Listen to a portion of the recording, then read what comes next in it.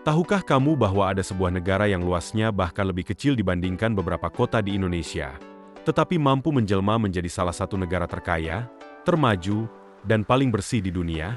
Negara itu adalah Singapura. Terletak di ujung selatan semenanjung Malaysia, Singapura hanya memiliki luas sekitar 735 km persegi. Wilayahnya sangat kecil, nyaris tidak memiliki sumber daya alam, dan jumlah penduduknya sekitar 6 juta jiwa.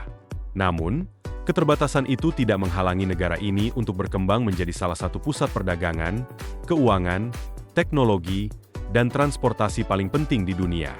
Saat ini, nilai ekonomi Singapura mencapai ratusan miliar dolar Amerika Serikat setiap tahunnya. Hebatnya lagi, negara kecil ini mampu bersaing, bahkan melampaui, beberapa negara yang memiliki wilayah jauh lebih luas serta sumber daya alam yang melimpah. Fakta tersebut tentu menimbulkan pertanyaan. Bagaimana sebuah pulau kecil bisa mencapai keberhasilan sebesar ini? Padahal, jika kita menengok ke belakang sekitar 50 hingga 60 tahun yang lalu, kondisi Singapura sangat berbeda. Setelah mengalami masa penjajahan dan pendudukan selama Perang Dunia Kedua, negara ini menghadapi kemiskinan, pengangguran, serta keterbatasan infrastruktur. Banyak orang saat itu bahkan meragukan apakah Singapura mampu bertahan sebagai sebuah negara yang mandiri. Keberhasilan luar biasa yang dicapai Singapura kemudian menarik perhatian dunia. Banyak negara berharap bisa mengikuti jejaknya hingga muncul berbagai julukan seperti Singapura Afrika, Singapura Amerika Selatan, bahkan Singapura di Asia. Namun, kenyataannya meniru kesuksesan Singapura bukanlah perkara mudah. Ada anggapan bahwa kemajuan Singapura hanya disebabkan oleh gedung-gedung pencakar langit, kawasan Marina Bay yang megah, atau banyaknya perusahaan internasional yang berkantor di sana. Padahal, semua itu hanyalah hasil akhir dari perjalanan panjang. Fondasi keberhasilan Singapura justru dibangun melalui kebijakan yang disiplin, pendidikan yang berkualitas, pemerintahan yang efektif, serta perencanaan jangka panjang yang konsisten.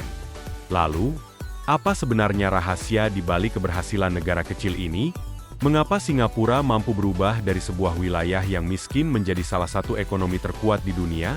Dan mengapa hingga saat ini, hampir tidak ada negara lain yang benar-benar berhasil meniru pencapaiannya? Untuk memahami jawabannya, kita harus melihat kembali sejarah berdirinya Singapura sebagai sebuah negara merdeka. Berbeda dengan banyak negara lain yang memperoleh kemerdekaan melalui perjuangan panjang melawan penjajah, perjalanan Singapura justru berlangsung dengan cara yang cukup unik. Pada tahun 1965, Singapura resmi berpisah dari Malaysia dan menjadi negara yang berdiri sendiri. Keputusan tersebut terjadi di tengah berbagai persoalan politik, ekonomi, dan ketegangan antar kelompok masyarakat yang cukup kompleks. Saat itu, kondisi Singapura sangat memprihatinkan.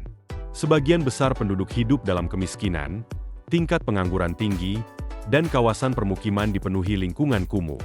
Di sisi lain, negara ini hampir tidak memiliki sumber daya alam yang bisa diandalkan sebagai penopang ekonomi. Menghadapi situasi tersebut, pemerintah mengambil langkah-langkah yang tegas. Salah satu kebijakan paling penting adalah membangun perumahan rakyat dalam skala besar. Pemerintah membeli dan mengelola sebagian besar lahan untuk kemudian membangun hunian yang terjangkau bagi masyarakat. Hingga kini, sebagian besar warga Singapura masih tinggal di kawasan perumahan yang dikembangkan pemerintah melalui sistem yang memadukan perencanaan negara dengan mekanisme pasar. Di bidang ekonomi, Singapura juga menerapkan kebijakan yang unik. Tarif pajak penghasilan relatif rendah dibandingkan banyak negara maju, sehingga mampu menarik investasi dari berbagai belahan dunia. Namun, di sisi lain, pemerintah juga mewajibkan pekerja dan perusahaan menyisihkan sebagian pendapatan mereka ke dalam dana tabungan nasional. Dana tersebut kemudian dimanfaatkan untuk membantu pembelian rumah, biaya kesehatan, hingga dana pensiun. Sistem ini membuat masyarakat Singapura memiliki tingkat tabungan yang sangat tinggi. Dengan cadangan tabungan yang besar, masyarakat menjadi lebih siap menghadapi masa depan, sementara negara memperoleh sumber dana yang kuat untuk mendukung pembangunan ekonomi secara berkelanjutan. Inilah awal dari kisah luar biasa Singapura.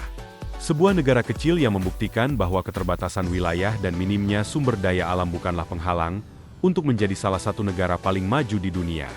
Pada bagian selanjutnya, kita akan membahas bagaimana Singapura berhasil menarik perusahaan-perusahaan besar dunia dan membangun ekonomi modern yang begitu kuat, hingga menjadi contoh bagi banyak negara. Namun, satu pertanyaan besar masih tersisa. Bagaimana mungkin sebuah negara yang nyaris tidak memiliki sumber daya alam mampu mengalahkan banyak negara yang jauh lebih besar? Jawabannya ternyata bukan karena keberuntungan semata. Saat Singapura baru berdiri sebagai negara merdeka, kondisinya sebenarnya tidak lebih unggul dibandingkan negara-negara tetangganya.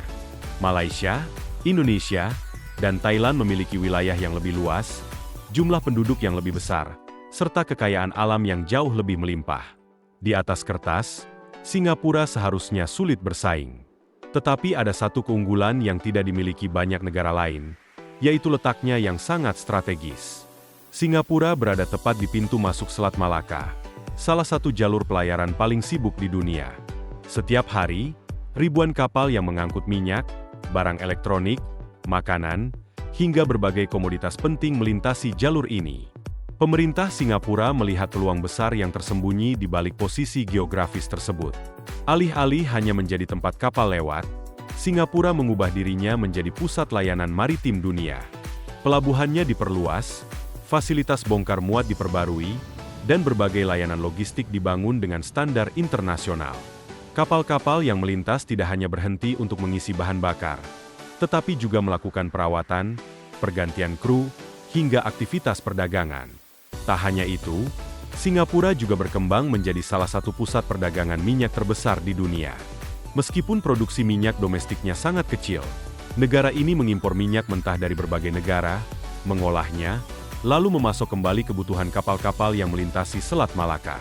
Strategi ini menjadikan Singapura sebagai salah satu pusat distribusi energi terpenting di kawasan Asia.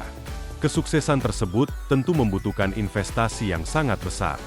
Masalahnya, Singapura saat itu belum memiliki modal yang cukup.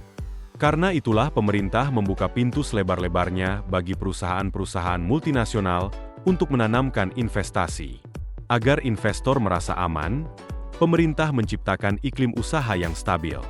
Kebijakan ekonomi dibuat konsisten, proses perizinan dipermudah, dan kepastian hukum dijaga dengan sangat baik. Berbeda dengan banyak negara berkembang lainnya yang sering mengalami perubahan aturan secara tiba-tiba, Singapura berhasil membangun kepercayaan para pelaku bisnis internasional. Keuntungan lain yang dimiliki Singapura adalah penggunaan sistem hukum berbasis common law warisan Inggris. Sistem ini sudah dikenal luas oleh perusahaan-perusahaan internasional, sehingga penyelesaian sengketa bisnis menjadi lebih jelas dan dapat diprediksi. Faktor inilah yang membuat banyak investor merasa lebih nyaman menjalankan usahanya di Singapura. Meski begitu, bukan berarti keberhasilan Singapura hanya berasal dari pajak yang rendah. Banyak orang mengira negara ini sukses karena hampir tidak mengenakan pajak kepada perusahaan. Faktanya tidak sesederhana itu. Memang benar tarif pajak perusahaan di Singapura relatif rendah dibandingkan banyak negara lain. Namun di sisi lain, pemerintah juga menerapkan berbagai pungutan lain, seperti pajak properti yang tinggi, biaya kepemilikan kendaraan yang sangat mahal, serta berbagai kebijakan yang membuat masyarakat tetap memberikan kontribusi besar terhadap negara. Yang membedakan adalah bagaimana uang tersebut dikelola. Pemerintah menggunakannya untuk membangun infrastruktur modern, meningkatkan kualitas pendidikan, memperkuat layanan kesehatan, dan menciptakan lingkungan bisnis yang efisien. Selain itu, ukuran Singapura yang sangat kecil juga menjadi keuntungan tersendiri. Mengelola transportasi, jalan raya, pelabuhan, hingga pelayanan publik tentu jauh lebih mudah dibandingkan mengelola negara yang memiliki ribuan pulau atau wilayah yang sangat luas. Singapura juga memperoleh manfaat dari ribuan pekerja yang setiap hari datang dari Malaysia untuk bekerja. Mereka ikut menghasilkan nilai ekonomi bagi Singapura, tetapi tidak dihitung sebagai penduduk tetap. Akibatnya, pendapatan per kapita negara ini terlihat semakin tinggi dibandingkan banyak negara lainnya. Semua fakta tersebut menunjukkan bahwa keberhasilan Singapura bukanlah hasil dari satu kebijakan saja. Kesuksesannya lahir dari perpaduan lokasi strategis, pemerintahan yang efektif, kepastian hukum, investasi besar di bidang pendidikan dan infrastruktur, serta kemampuan memanfaatkan peluang global pada waktu yang tepat. Inilah alasan mengapa banyak negara gagal ketika mencoba meniru model Singapura. Mereka mungkin dapat menyalin sebagian kebijakannya, tetapi tidak bisa menyalin letak geografis, kondisi sejarah, maupun kombinasi faktor unik yang dimiliki negara kecil ini. Hingga hari ini, Singapura tetap menjadi salah satu ekonomi paling kompetitif di dunia. Dengan nilai ekonomi mencapai ratusan miliar dolar Amerika Serikat dan pendapatan per kapita yang termasuk tertinggi di dunia, negara ini membuktikan bahwa ukuran wilayah bukanlah penentu utama kemajuan sebuah bangsa. Kisah Singapura menjadi pelajaran penting bahwa visi jangka panjang, kepemimpinan yang konsisten, serta kemampuan memanfaatkan peluang dapat mengubah negara kecil tanpa sumber daya alam menjadi salah satu pusat ekonomi paling berpengaruh di dunia. Lalu, menurutmu, apakah ada negara lain yang suatu saat mampu menyamai bahkan melampaui keberhasilan Singapura? Tulis pendapatmu di kolom komentar. Kalau kamu menikmati video seperti ini, jangan lupa tekan tombol like, subscribe, dan aktifkan lonceng notifikasi agar tidak ketinggalan pembahasan menarik tentang negara-negara di dunia. Sampai jumpa di video berikutnya.